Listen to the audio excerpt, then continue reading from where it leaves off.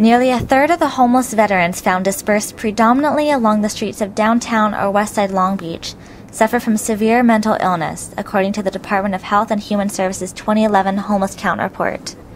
David from Philadelphia was reading the Bible in a McDonald's parking lot when he told us his story. I was supposed to be going to mental health, downtown mental health.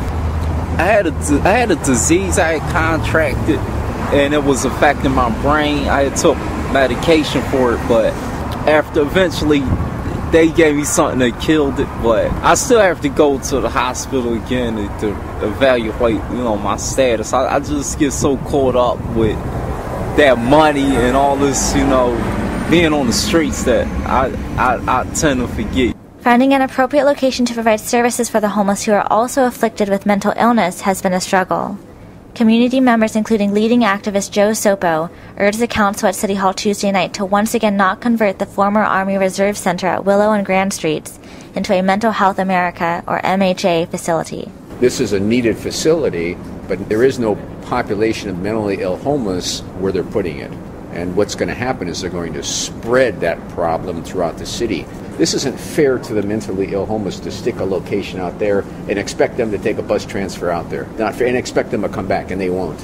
Linda Sopa said that although MHA does provide much-needed care and rehabilitation services, it does not provide housing, and that the new facility would be approximately 4 miles away from the nearest shelter. When the neighborhood comes out with their concern, they're called NIMBYs and demonized and saying that, that they don't care about the mentally ill homeless, which is so far from the truth.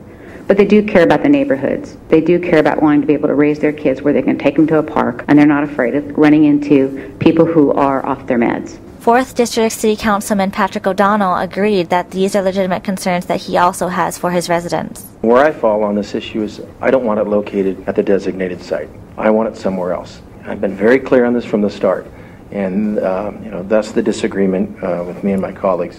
MHA representatives were unavailable to comment, but City Manager Patrick West said more information, including the hours of operation and details regarding transportation to and from the facility, will be answered in the Economic Impact Report, which is planned to be published and made available to the community in early to mid-November. Reporting from Long Beach, I'm Marie Cathcart.